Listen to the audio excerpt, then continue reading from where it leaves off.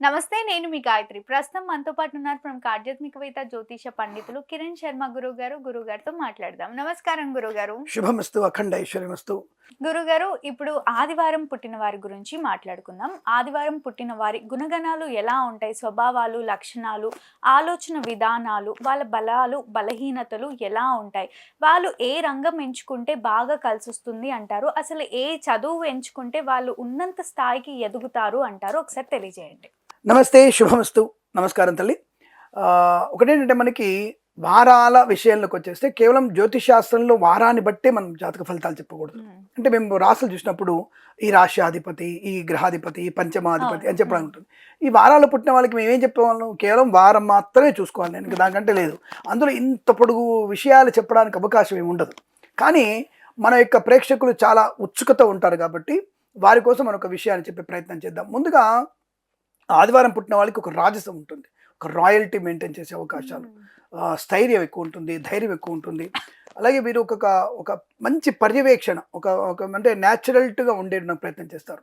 ఆర్టిఫిషియల్గా వీరు ఉండడానికి ప్రయత్నం చేయరు. న్యాచురల్, సో వెరీ క్లారిటీగా న్యాచురల్గా ఉంటారు. రెండు వీళ్ళకు ఉండేటువంటి మైనస్లు ఉన్నాయి, ఎందుకు లేవు కానీ బ్రహ్మాండంగా. ఒకటి, వీళ్ళ కింద అందరూ బానిసలుగా ఉండాలి, నాకు అసిస్టెంట్స్ చాలా ఉండాలనుకుంటాడు. ఆ రాయసం వీళ్ళకి ఎక్కువ ఉంటుంది. అంటే ఒక అందరినీ తక్కువగా చూస్తుంటాడు, వీళ్ళు నాకంటే తక్కువ అన్నటువంటి నాలెడ్జ్లో కానీ ఇంకొక విషయంలో అలా తక్కువ అన్నట్టు చూస్తుంటాడు. దానివల్ల ముందర అందరు డబ్బా కొట్టేవాడు వెనక వెళ్ళి తిట్టుకుంటారు. జాగ్రత్త. సండే పుట్టిన వాళ్ళు జాగ్రత్తగా ఉండండి. వాక్చాతుర్యం ఉంటుంది, రాజకీయ రంగంలో ఎదుగుదల బాగా ఉంటుంది. అలాగే వీరికి ఒక ముఖ్యమైన విషయం ఏంటంటే ఈ ప్రేమతత్వం ఎక్కువ, అంటే లవ్ అఫేర్స్ ఎక్కువగా ఉంటాయి. దీనివల్ల ఏంటంటే ప్రమాదం కూడా ఉంటుంది. కానీ వీళ్ళు ముందు జాగ్రత్తగా తెలివితేటలుగా పేరెంట్స్కి చెప్పుతారు. చెప్పేసి పేరెంట్స్ ఒప్పుకుంటేనే పెళ్లి చేసుకుందాం అన్న ఆలోచన కూడా ఎక్కువగా ఉంటుంది. వీళ్ళే కొంతమంది కిరాతకంగా భావన అంటే కలిగేది మేబీ. అంటే మళ్ళీ చెప్తున్నా నేను, ఆదివారం పుట్టిన వాళ్ళు ఇలా ఉంటారు అనుకో, అంటే వీళ్ళకి పైతృక భావన ఎక్కువ. అంటే నువ్వు ప్రేమించకపోతే మర్యాద దక్కదన్నట్టుగా బెదిరిస్తుంటారు. ఈ లక్షణాలు కూడా ఉంటాయి. అంటే దాన్ని తీసుకొని అందరూ నెగిటివ్ అనుకోకండి. ఇది కూడా కారణం, వారంలో పుట్టిన కారణం కూడా ఉంటుంది. దానికి లగ్నము, పంచమ స్థానము, షష్టమ స్థానం చాలా ఉన్నాయి. ఈ ఆదివారం పుట్టిన ఎలా ఉంటారని చెప్పి దాని మీద పూర్తిగా రూఢిగా అయిపోయి వాళ్ళని నెగిటివ్గా చూడకండి, అది తప్పుగా అవుతుంది. ఇది సూచన మాత్రమే. సో అలాగే రాజకీయ రంగంలో మంచి నాయకత్వ లక్షణాలు ఉంటాయి, వాగ్ధాటి బాగా ఉంటుంది, మాతృసౌఖ్యం బాగా ఉంటుంది, తల్లి అందు విపరీతమైన ప్రేమ. ఒక రకంగా వీళ్ళు పరశురాములు. తల్లికి ఏమనైతే వీళ్ళు భరించారు, తల్లిని ఎవరైనా మాట అంటే భరించే అవకాశం కష్టం. సో మంచి టాలెంటెడ్గా ఉండే అవకాశాలు బలంగా ఉంటాయి. రాజకీయ నాయకులుగా ఉంటారు. అలాగే ప్రభుత్వ ఉద్యోగాన్ని చేసేటువంటి అవకాశాలు. People are very good administration, IPS, IAS లాంటి ఆఫీసర్లు కూడా ఈ రోజున పుట్టిన వాళ్ళకి అటువంటి అవకాశాలు ఎక్కువగా ఉంటాయి. మేధస్సు బాగా ఉంటుంది. క్యూరియాసిటీ అండ్ సిక్స్త్ సెన్స్ బాగా పనిచేసే లక్షణాలు కూడా ఈ రాశి వారికి చాలా బలంగా ఉంటాయని చెప్పవచ్చు.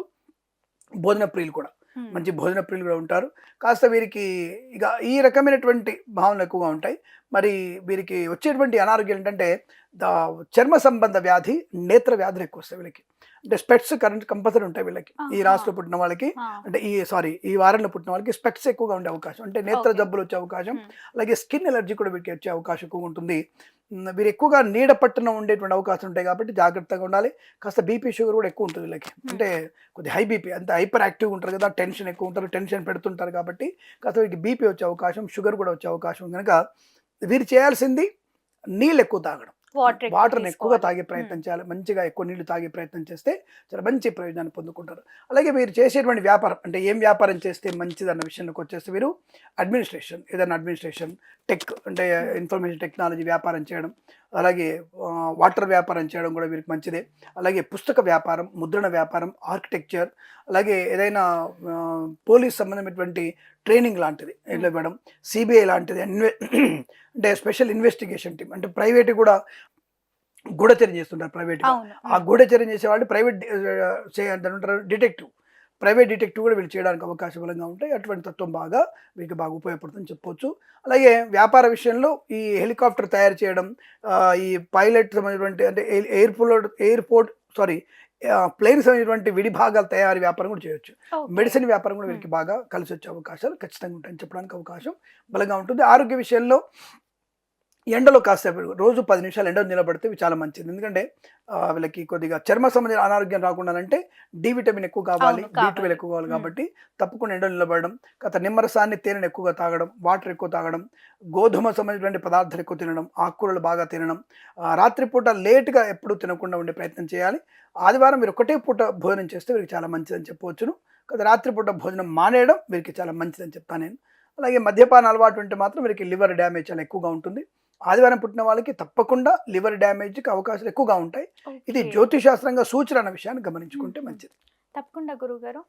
చదువులు ఎలాంటి చదువులు చదివితే బెటర్? ఇందాక చెప్పాను కదా! అడ్మినిస్ట్రేషన్, ఐఏఎస్, ఐపీఎస్ లాంటివి, ఆ! బీటెక్ లాంటివి, టెక్నాలజీ కూడా వీరికి మంచి అనుకూలత. ఇంటీరియర్స్ కూడా వీరికి మంచి బీఆర్‌కు కూడా వీరికి బాగా లాభం ఓకే. ఉండే అవకాశాలు ఉంటాయి. వీళ్ళకి ఎలాంటి హస్బెండ్ గాని, లేదా వైఫ్ గాని వస్తుంది అంటారు?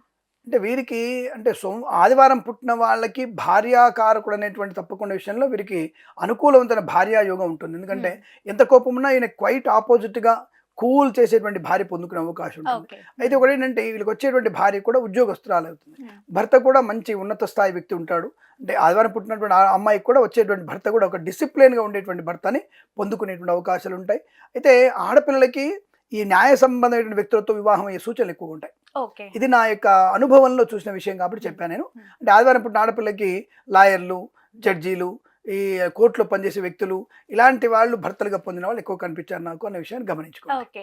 తప్పకుండా గురుగారు. అంటే వీళ్ళు ఏ దేవుడిని, ఏ ఆలయంకి వెళ్ళాలి? అలానే వీళ్ళకి ఎలాంటి దోషాలున్నా గూడా తొలగిపోవాలి అంటే ఎలాంటి పూజా కార్యక్రమాలు ఒక్కటి చేసుకుంటే మంచిది? గుర్తుపెట్టుకోండి. ఒక ఆదివారం పుట్టిన వాళ్ళకి ఆదివారం దేవుడే అనేవి ఉండదు. ఆ!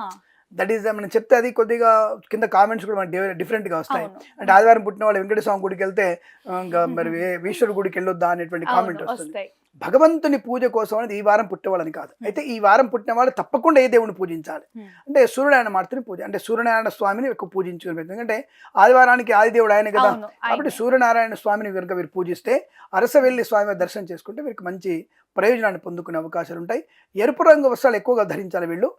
నీలం రంగు వస్త్రాలు కాస్త తక్కువ ధరిస్తే మంచిది. ఓకే. అది గుర్తుపెట్టుకోండి. తప్పకుండా వీరికి ఆ దేవాలయం వెళ్ళడం, సూర్యాస్తోత్రం రెగ్యులర్‌గా సూర్యాస్తోత్రం, గోధుమలు దానం చేయడం వల్ల వీరికి మంచి ప్రయోజనాన్ని పొందుకునే అవకాశాలు బలంగా ఉంటాయని చెప్పొచ్చు. తప్పకుండా గురుగారు. శుభం. ధన్యవాదాలు.